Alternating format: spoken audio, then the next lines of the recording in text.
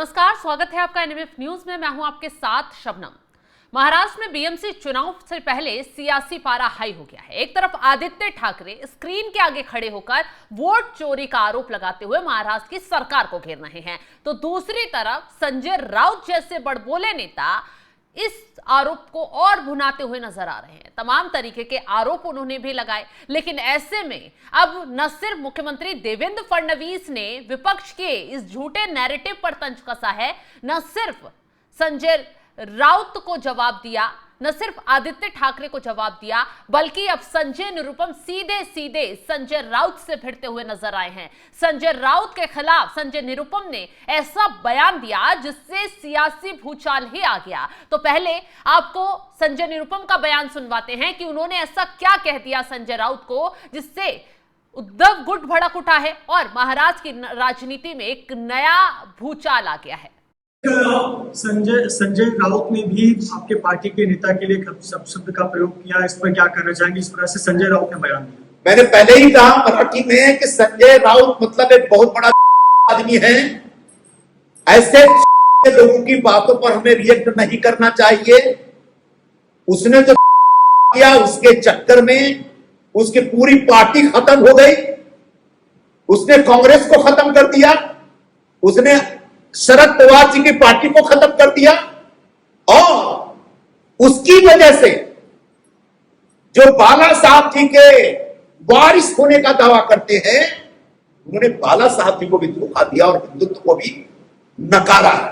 तो ऐसे स्टेटमेंट के ऊपर हम कोई कमेंट नहीं करना चाहते। सर, आपने ये एक शब्द का 4 बार उपयोग किया, ये जानबूझ के उद्देश्यपूर्ण किया या उद्देश्यपूर्ण किया? जानबूझ के किया क्योंकि वो व्यक्ति इसी लायक है।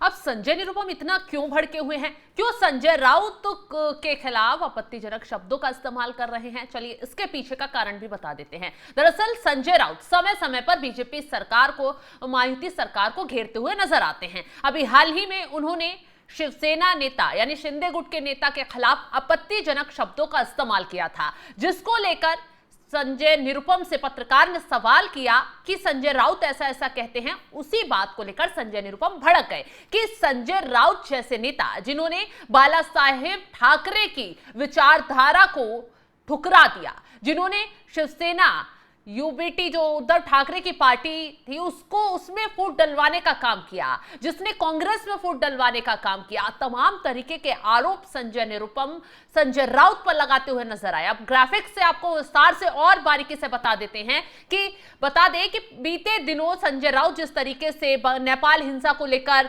महाराष्ट्र में भी ऐसा माहौल करने की आशंका जताते नजर आए, विवादित बयान दिया।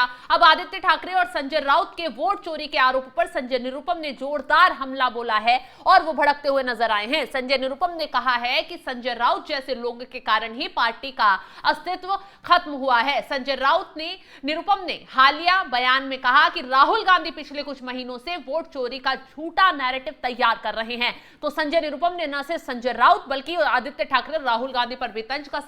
निरुपम ने आरोप लगाए कि कांग्रेस मतदाताओं के मन में फर्जी सवाल खड़े कर रही है और अब महाराष्ट्र का विपक्ष जो है वो लोगों को गुमराह करने की कोशिश कर रहा है। संजय निरुपम ने कहा कि मतदाता सूची में नाम, जेंडर या पते की तकनीकी त्रुटियां हो सकती हैं, लेकिन इसका मतलब यह नहीं कि सत्ताधारी दल को इससे कोई फायदा मिलता है।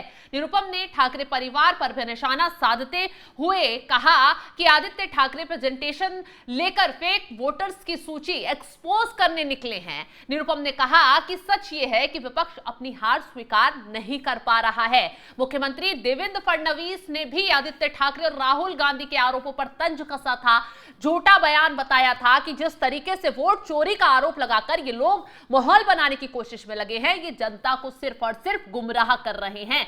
तो संजय निरुपम ही नहीं, मुख्यमंत्री देवेंद्र फडणवीस भी वोट चोरी के जो विपक्ष का नैरेटिव है उसको कैसे तोड़ते हुए नजर आए, कैसे उस पर तंज कसते हुए नजर आए। फडणवीस का बयान भी यहां पर आपको सुनवाते हैं कि कैसे उन्होंने तंज कसा आदित्य ठाकरे पर और राहुल गांधी पर। देखिए, मेरी अपेक्षा इतनी थी कि मैं आदित्य ठाकरे को थोड़ा बहुत जानता हूं, इसलिए मुझे अपेक्षा नहीं थी कि वो भी पप्पूगिरी करेंगे। उन्होंने भी राहुल गांधी जी की स्टाइल में बड़ी स्क्रीन लगाना और फिर हमने देखा राहुल गांधी जी इधर से उधर चल रहे हैं, उधर से इधर चल रहे हैं और जो बोला उसमें खोदा पहाड़ और निकला चूहा भी नहीं, ऐसा जो राहुल गांधी का प्रदर्शन था बस उसी का रेप्लिका यहाँ पर आदित्य ठाकरे इन्होंने किया है।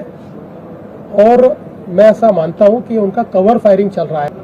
उनको पता है जनता उनके साथ नहीं है, वो चुनाव में जीत नहीं सकते, इसलिए कवर फायरिंग कर रहे हैं कि हारने के बाद फिर यही वीडियो दिखाएंगे, देखिए हमने तो कहा था इसलिए हम हारे।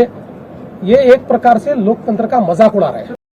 तो मुख्यमंत्री देवेंद्र फडणवीस भी साफ साफ कहते नजर आए कि मुझे उम्मीद नहीं थी आदित्य ठाकरे भी पप्पूगिरी महाराष्ट्र में करेंगे, जबकि चुनाव आयोग सबूतों के साथ आईना विपक्ष को दिखा चुका है, साफ साफ कह चुका है कि जो गड़बड़ियां थी चुनाव आयोग के जरिए वो लगातार सही की जा रही हैं और सही भी की गई। और जिस तरीके से वोट चोरी का आरोप प्रेजेंटेशन के जरिए लगा रहे हैं वो गलत है, झूठ है, जनता को सिर्फ गुमराह करने की कोशिश की जा रही है। तो अब विपक्ष जिस तरीके से महाराष्ट्र की सरकार को घेरने की कोशिश में लगा, चाहे कांग्रेस हो, चाहे उद्धव ठाकरे का गुट हो, चाहे शरद पवार का गुट हो, अब वो अपने आरोपों में खुद ही फंसते हुए नजर आ रहे हैं। आपको बता दें कि सबसे ज्यादा रडार पर अगर कोई है तो वो इस वक्त आदित्य ठाकरे और संजय राउत जैसे नेता हैं, जो लगातार विवादित बयान देकर माहौल को गरमाने की कोशिश करते हैं। अभी आपको हाल ही में संजय राउत के बयानों का अगर जिक्र कर बताएं तो उन्होंने जब नेपाल में हिंसा भड़की थी, जेनजी वाला आंदोलन हुआ था, तख्ता पलट हुआ था, तो संजय राउत सीधा सीधा ये कहते नजर आए थे कि वो वक्त दूर नहीं है, जो हालात यहां चल रहे हैं वो भारत में भी हो जाए। अब उनके इस बयान पर पहले भी संजय राउत भड़के थे और उसके साथ ही जिस तरीके से आइलम मोहम्मद का विवाद पनपा, कार्रवाई हुई, उसको लेकर भी संजय राउत ने सवाल खड़े किए थे। संजय निरुपम ने फिर उन पर तंज कसा था। तो संजय राउत जितना नैरेटिव सेट कर रहे हैं उतना विपक्ष उनके नैरेटिव को तोड़ता हुआ नजर आ रहा है। और इसी के साथ फिर आदित्य ठाकरे मैदान में आ जाते हैं, ठीक वैसे ही जैसे राहुल गांधी स्क्रीन के आगे खड़े होकर बाकायदा वोटर लिस्ट लेकर आंकड़े बताते हुए नजर आते हैं कि देखिए कितने लोगों के फर्जी वोट बने हुए हैं, कितने के मकान नंबर 0 हैं, कितने के नाम में गड़बड़ी है, कितने लोग इस तरीके से ऐड किए गए हैं जिनका कोई अता पता नहीं है। जब राहुल गांधी इस तरीके का नैरेटिव सेट करते हैं, स्क्रीन पर आते हैं, तो कुछ वही लोग आपत्ति इस पर जताते हैं जिनका नाम वो दिखा रहे थे। एक महिला आपने देखा होगा जिसको लेकर संसद में भी माहौल बनाया गया था, वो खुद महिला आई कि आप कौन होते हैं मेरा मुद्दा उठाने वाले, आपने किससे परमिशन ली मेरी तस्वीर लगाकर इस तरीके का माहौल तैयार करने की। लेकिन राहुल गांधी खुद फंस गए, चुनाव आयोग ने भी जवाब दे दिया। अब आदित्य ठाकरे भी यही करने आ गए हैं मैदान में। हालांकि चुनाव आयोग महाराष्ट्र की बात को लेकर भी क्लियर कर चुका है कि इस तरीके का कोई भी फर्जीवाड़ा नहीं हुआ है। रही बात एसआईआर की, एसआईआर न सिर्फ बिहार, महाराष्ट्र, बंगाल में ही हो रहा है बल्कि पूरे देश में एसआईआर कराया जाएगा। एसआईआर क्यों कराया जाएगा? जितने फर्जी वोटर हैं उनका पता लगाने के लिए, जितने लोगों की मृत्यु हो चुकी है वो अभी तक उनके वोट एक्टिव तो नहीं है, उनके वोट हटाने के लिए, कई लोग एक जगह रहकर 2-2, 3-3 जगह वोट डाल रहे हैं, उन लोगों का पता लगाने के लिए। तो ये वेरिफिकेशन, वोटर लिस्ट का वेरिफिकेशन हो रहा है। विपक्ष को न जाने इससे क्यों तकलीफ हो रही है। विपक्ष लगातार इस पर भी चुनाव आयोग को घेर रहा है कि चुनाव आयोग फर्जी वोटर ऐड कर रहा है, लोगों के वोट काट रहा है, बीजेपी को फायदा पहुंचा रहा है। हालांकि इस मामले को लेकर चुनाव आयोग एक बार नहीं बल्कि कई बार विपक्ष को आईना दिखा चुका है। जनता भी ये बात समझ रही है कि आप पर, मुझ पर फर्क नहीं पड़ रहा, तो क्यों ये नैरेटिव सेट किया जा रहा है। अब ऐसे में संजय राउत, आदित्य ठाकरे, राहुल गांधी महाराष्ट्र में उतरते हैं, इस तरीके के बयान और इस तरीके के नैरेटिव को सेट करते हैं, झूठ फैलाते हैं। यही वजह है कि संजय निरुपम, मुख्यमंत्री देवेंद्र फडणवीस भड़कते हुए संजय राउत जैसे, आदित्य ठाकरे जैसे नेता को जवाब देते हुए नजर आए हैं। अब संजय राउत जिस तरीके से भड़के, जिन शब्दों का इस्तेमाल कर उन्होंने संजय राउत को घेरा, संजय निरुपम ने, अब ये बयान उनका तेजी से वायरल हो रहा है और विपक्ष में इस बयान से खलबली मची हुई है। फिलहाल इस बयान को आप कैसे देखते हैं कमेंट बॉक्स में जरूर बताइएगा। तमाम बड़ी खबरों की अपडेट के लिए आप हमारे साथ बने रहें। नमस्कार।